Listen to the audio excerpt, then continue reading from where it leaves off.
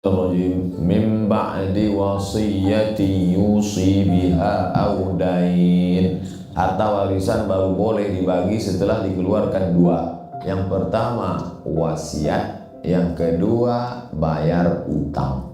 Makanya jangan senang dulu kalau orang tuanya punya harta warisan 1 miliar. Boleh jadi wasiatnya 300 juta, utangnya 2 miliar.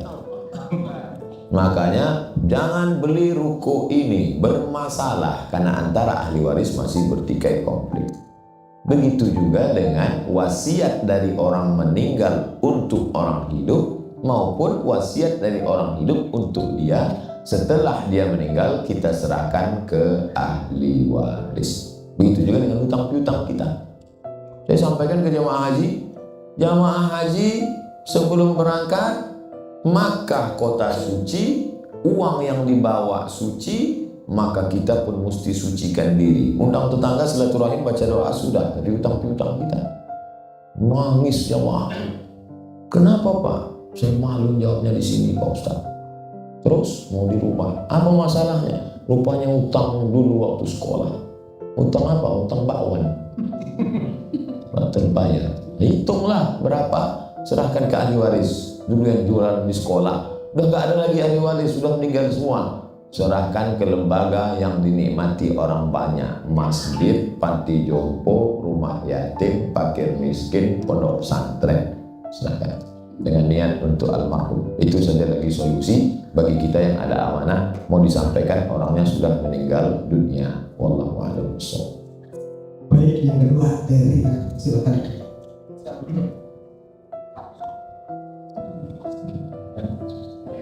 Assalamualaikum warahmatullahi wabarakatuh. Waalaikumsalam warahmatullahi. Ustaz, saya mau tanya, kalau misalnya mencari keberkahan melalui makanan-makanan misalnya yang biasa dimakan oleh Habib, Ustazah, setelah misalnya diberikan tetapi sisa dari makanan-makanan Habib atau Ustazah itu tidak habis, apakah kita sebagai murid-muridnya ini untuk memakan sisa dari makanan Ustaz atau Ustazah atau Habib tersebut disyaratkan untuk mendapatkan berkah atau bagaimana? Terima kasih. Ada sahabat Nabi namanya Khalid bin Walid. Khalid bin Walid suatu hari kehilangan pecinya, topinya. Mana topi saya? Mana topi saya? Mana topi saya? Kata temannya, kenapa ente pusing nyari topi hilang? Di pasar kan banyak jual topi. Kata dia, bukan masalah topinya, tapi dalam topi itu ada rambut Rasulullah SAW. Itu dalil ngambil berkah dari fisik Nabi. Lalu kemudian tentang mengambil berkah dari keluarga Nabi, Zaid bin Sabit mencium tangan Abdullah bin Abbas. 3. Ada sahabat Nabi namanya Anas bin Malik. Seorang perempuan bernama Ummu Sulaim menyerahkan anaknya kepada Rasulullah SAW. Aku miskin, tidak punya unta, tidak punya kuda, tidak punya harta. Yang lain menyerahkan hartanya, aku tak ada, aku serahkan anakku untuk menjadi pembantumu ya Rasulullah. Umurnya 10 tahun. Anak itu bernama Anas bin Malik. Anas bin Malik menjadi pembantu Nabi 10 tahun. Aku cium telapak tangan Nabi, atyabu min rihil miski, lebih harum dari semerbak kasturi. Itu dalil mencium tapak tangan Nabi SAW. Aku rasakan tapak tangan Nabi, atyabu min rihil miski, lebih harum dari semerbak kasturi, lebih halus daripada sutra. Begitulah lembutnya tapak tangan Nabi Muhammad SAW. Ada sahabat Nabi namanya Asma. Asma melihat tempat air minum Nabi namanya qirbah. Qirbah itu kulit kambing yang dijahit untuk tempat air minum seperti film koboi. Geribah bahasa kita, bahasa Arabnya qirbah. Lalu setelah Nabi meninggal, qirbah itu diambil oleh Asma hanya untuk mengambil berkah minum dari bekas bibir Nabi Muhammad SAW. Dan ketika anaknya sakit atau keluarganya sakit, dia tuangkan air, diminumkannya dari bekas bibir timbang bekas minum Nabi SAW. Lalu apa hubungannya dengan ustaz-ustazah dengan Habib? Hadis menyebut al-ulama warasatul anbiya, ulama pewaris para nabi. Di situ dasar pengambilannya. Kalau ustaz sendiri, saya lihat-lihat dulu. saya lihat dulu ulamanya, saya lihat dulu. Nah, takutnya saya barokah nggak dapat, TBC pindah. Bukan berarti kita rasional. Duduk saya dengan Habib Ahmad bin Muhammad bin Alawi bin Abbas Al-Hasani Al-Maliki di Makkah. Habib Ahmad minum, saya minum minuman Habib Ahmad. Habis itu Habib mau makan, saya makan sama dia. Habib itu Rasulullah SAW. Ini ada ustaz pendidikan gak jelas, belajar kemana, rokok gak putus. Sebab itu maka idza ra'aita ar-rajul, kalau kau lihat ada orang yatiru fil hawa, terbang di atas awan, yamshi 'alal ma', berjalan di atas air, bisa terbang di awan, bisa jalan di atas air, la tartar, jangan tertipu, jangan terpukau, tapi pandanglah bagaimana istiqomahnya dalam agama. Ada guru kita, ustaz kita, habib kita orangnya wara, zuhud, rendah hati, berjamaah, zikir, ambil barokah sesuai. Tapi masalah ini bukan paksaan, tidak masuk, bukan rukun, bukan syarat, bukan wajib, hanya termasuk mencari barokah dan fadilah. Dalilnya ada. Wallahu a'lam. Baik, yang ketiga silakan. Assalamualaikum warahmatullahi wabarakatuh. Waalaikumsalam. Kami dari Batu Jajar Bandung ingin menanyakan ada dua pertanyaan di Pak Ustaz. Yang pertama tentang haji. Nah, kita berangkat haji karena kaitannya dengan yang pegawai negeri sipil TNI. Misalnya mereka ini diberikan utang oleh BRI misalnya dalam jumlah yang lebih besar. Namun dia dalam perjalanan hutang piutang ini dia sudah mampu untuk berangkat haji, sementara hutang piutang di BRI ini belum lunas. Nah, kaitannya dengan hadisnya itu mengatakan bahwa bagi orang yang mampu, katanya mampu itu berarti dalam arti mungkin secara finansial, secara fisik atau secara ilmu. Untuk yang pertama. Yang kedua, Pak Ustaz, boleh dua boleh ya. Yang kedua kaitannya dengan Bismillahirrahmanirrahim yang pernah kami pelajari. Huruf Bismillahirrahmanirrahim ini ada 19 huruf, namun di dalam ajaran ini selalu membawa ke arah kemakrifatan. Di dalam ajaran itu ya, kaitannya dengan sifat 20 sifat 20 sifat Allah yang ke-20 itu sampai mutakaliman itu sampai ke Bismillahirrahmanirrahim mim terakhir. Kaitannya dengan huruf yang pertama yang tidak tertera di dalam Bismillahirrahmanirrahim, huruf alif rahasia itu katanya ada di dalam diri kita untuk melengkapi daripada 20 sifat tadi. Mungkin itu penjelasan seperti itu. Demikian. Assalamualaikum warahmatullahi wabarakatuh. Waalaikumsalam warahmatullahi wabarakatuh. Pertanyaan pertama, bolehkah berhutang untuk ibadah? Kurban bulan Zulhijjah. Kita punya padi, nanti panennya bulan Muharram. Maka saya ngomong sama Haji, Pak Haji Titam Tomo, ya, pinjam saya uang Pak 5 juta. Untuk apa Pak Ustaz? Untuk saya kurban bulan Zulhijjah. Insya Allah itu padi saya sudah menguning, nanti bulan Muharram panen. Boleh. Kenapa? Ini termasuk dain yurja ada hutang, tapi yang diharapkan membayarnya ada. Itu boleh. Yang tak boleh itu, Pak Haji pinjam saya 5 juta. Bayarnya apa? Serahkan pada Allah SWT.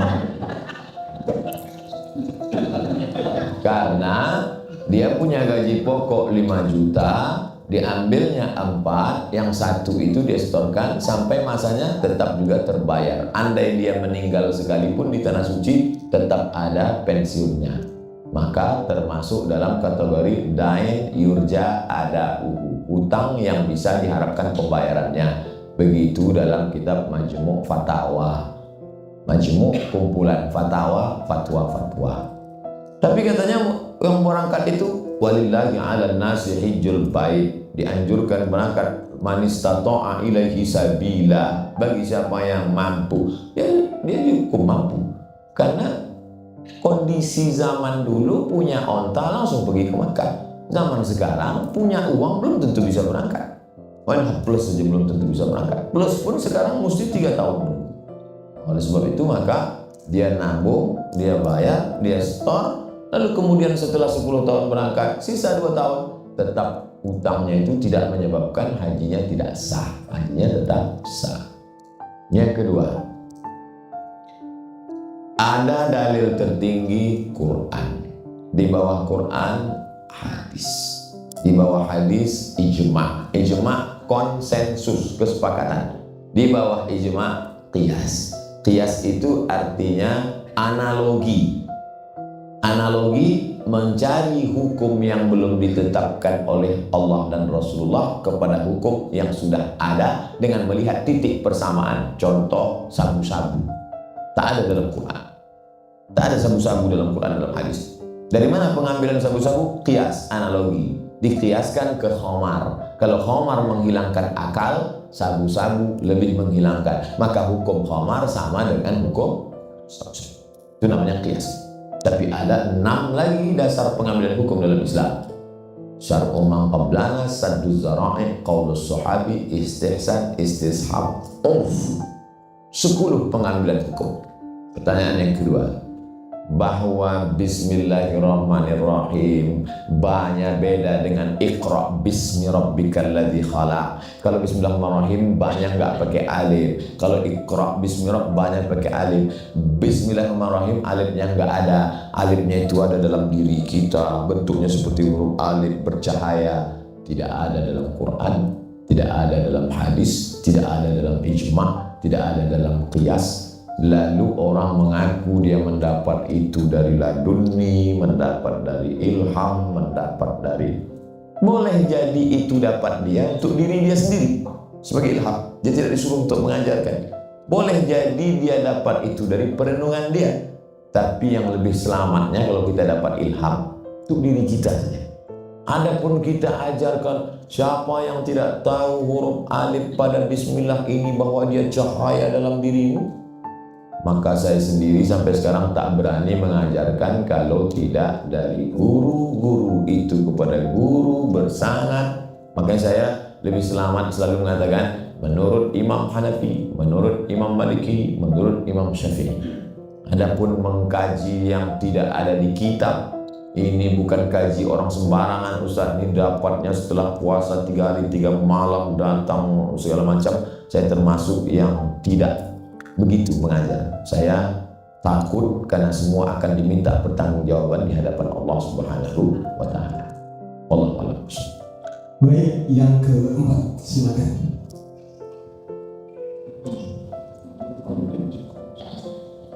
Assalamualaikum warahmatullahi wabarakatuh. Waalaikumsalam. Yang terhormat saya Bebek, yang saya hormati Ustaz Abdul Somad. Nama saya Salah Kurniawan, pangkat saya 1. Saya anggota dari Mayor Infanteri Nadia Pandi.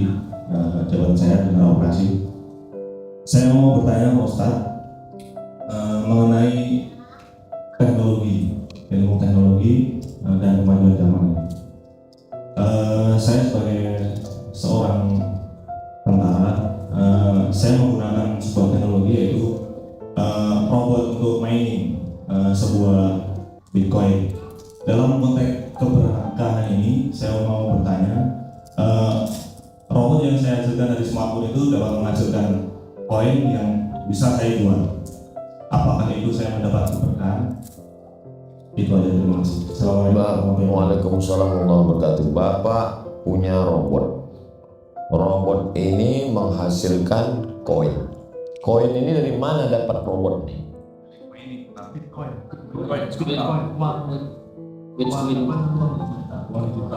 uang digital. Dari mana dia dapat? Dengan cara apa dia? Dengan program yang ada di server yang kita ikuti, lalu mendapatkan sebuah koin, dan koin itu macam-macam. Nanti bisa diuangkan. Dan kita jual, ada perusahaan namanya Indak yang ada di Indonesia dan bisa menjadi uang sebuah rupiah. Islam tidak mengatur kita naik apa, mereknya apa, karena teknologi akan canggih terus. Dia hanya mengatur substansi kaedah umumnya saja. Kalau dalam transaksi itu tidak terdapat ghish, tipu, zulm, aniaya, gharar, gambling, judi, ketidakpastian, maka transaksi muamalat, jual beli, transaksi apapun boleh. Tapi kalau di dalamnya ada ghish, tipu, di dalamnya ada zulm, aniaya, di dalamnya ada gambling, gharar, ketidakpastian, maka walaupun tidak ada tiga-tiganya salah satu, maka transaksi itu haram. Walaupun tidak canggih. Jangan, kita tidak lihat canggih tak canggihnya. Contoh e-commerce, jual beli barang tapi akadnya kita tidak lihat orang, tapi dia melalui multimedia. Maka e-commerce diputuskan oleh Lembaga Bahsul Masail di NU, di Muhammadiyah namanya Majelis Tarjih, boleh, tapi bersyarat selama tidak ada menyediakan tas, dikasih gambar, kirim ke nomor rekening ini. Begitu barang datang tak sama dengan gambar. Di situ kulit buaya, ini kulit ular. Lalu kemudian di mana kita bisa tukarkan? Makanya harus ada aturan klik. Kalau tidak ada di kota ini, bisa perwakilan di kota ini. Nomor kontak person, orangnya jelas, sehingga terhindar dari yang tiga. Jangan ada tipu, jangan ada zulm, aniaya, jangan ada gharar, gambling, ketidakpastian. Maka kalau selamat dari yang tadi, pelajari dari awal sampai ujung akhir, tak ada tiga-tiganya, halal. Ada tiga-tiganya, jangan, karena kita mencari rezeki yang berkah. Duit hantu dimakan setan. Tak ada berkah, cuma numpang lewat aja di tiga, cuma numpang dosanya itu apa? Nah. Baik, yang selanjutnya masih ada waktu ya Ustaz? Saya ikut Sohibul Bait sama panitia. Ayah. Oke, silakan ya. Silakan untuk selanjutnya. Assalamualaikum warahmatullahi wabarakatuh. Waalaikumsalam. Mohon izin penjelasannya Ustaz berkaitan dengan keutamaan perempuan apakah sholat di masjid atau di rumah. Itu yang pertama. Yang kedua berkaitan dengan masyarakat Indonesia yang pada umumnya merokok. Mohon penjelasannya berkaitan dengan hukum merokok Ustaz. Terima kasih. Tidak ada ayat dalam Quran cerita tentang tembakau. Tidak ada hadis Nabi bercerita tentang rokok. Abu Bakar, Umar, Utsman, Ali, Thalhah, Zubair, tak ada cerita mereka merokok. Maka karena tidak ada dalam Quran, tidak ada hadis, maka ulama berijtihad. Lain ulama, lain hasil ijtihadnya. Hasil ijtihad Syekh Ali Jum'ah Mufti Mesir menetapkan rokok haram. Hasil ijtihad Mufti Mesir Syekh Nasr Farid Wasil waktu saya kuliah ditempel di dinding-dinding masjid. Mamnu tadkhin, dilarang merokok. At-tadkhin haramun syar'an, merokok haram. Majelis Tarjih Muhammadiyah menetapkan rokok haram. Menurut Majelis Ulama Indonesia, rokok haram bagi ibu hamil, ibu menyusui, anak-anak, orang tua, orang sakit. Tapi bagi orang yang sehat tidak sampai haram, hanya makruh. Saya hanya jelaskan semuanya, pilihlah. Kalau ulama memilih dalil, maka kita memilih hasil ijtihad. Ustaz sendiri merokok, saya tidak merokok. Ini masalah nomor 2. Masalah yang pertama, perempuan itu sholat di masjid apa di rumah? Pertama, kalau kita pergi ke Masjidil Nabawi, menghadap ke arah kiblat, pintu sebelah kiri itu ada 3. Pintu Babul Baqi, Babu Jibril, di belakang Babu Jibril Babun Nisa. Masuk akalkah pintunya ada, orangnya enggak ada? Menunjukkan bahwa ada perempuan sholat di masjid. Dalil yang kedua, kata Nabi, khairu sufufir rijal, sebaik-baik saf laki-laki di depan, sebaik-baik saf perempuan. Masuk akalkah Nabi ngatur saf perempuan kalau perempuannya nggak ada? Maka kalau seandainya perempuan nggak ada, pasti Nabi katakan sebaik-baik saf laki-laki sini, yang perempuan pergi pulang. 3. Nabi bercerita tentang sahabat i'tikaf Rasulullah SAW. Nabi i'tikaf ketika masih hidup. Summa i'takafa azwajuhu min ba'dih. Setelah Nabi meninggal, istrinya i'tikaf. Salat 5 menit, i'tikaf 10 hari 10 malam. Kalau yang 10 hari 10 malam boleh, apalagi yang 5 menit. 4.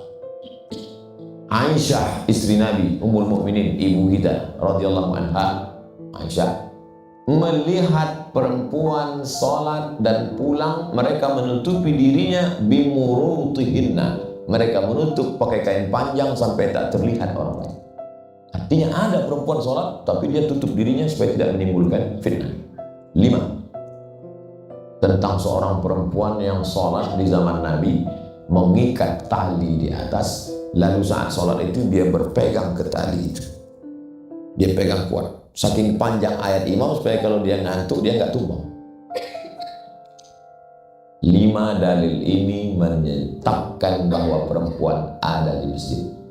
Maka saya setelah membaca pendapat ulama, perempuan sholat ke masjid hukumnya boleh dengan syarat dan ketentuan berlaku. Tidak memakai perhiasan berlebihan, tidak memakai pakaian sempit, tidak bersolek jahiliyah, tidak menimbulkan fitnah. Saya pernah masuk masjid, itu di belakang masjid kan pasang tirai. Terdengar suara dari balik tirai, ngobrol cikik. Dalam hati saya, pantesan perempuan dilarang ke masjid. Untung saya sehat, kalau sakit saya sangka hantu pingsan. Jadi kalau menimbulkan mudarat lebih baik di rumah. Adapun larangan perempuan ke masjid menyatakan perempuan lebih baik di dalam tempat yang sempit, dalam pekarangan rumah, lebih baik dalam rumah, lebih baik dalam kamar ketika menimbulkan fitnah. Adapun rame-rame pengajian silakan. Tapi kalau sendiri, ada nih sekarang perempuan rajin ke masjid, rupanya anak muda yang itu ganteng. Ini tak betul, menimbulkan fitnah. Na'udzubillah. Jadi sifatnya kondisional dan situasional. Wallahu a'lam. Baik, terima kasih Ustaz.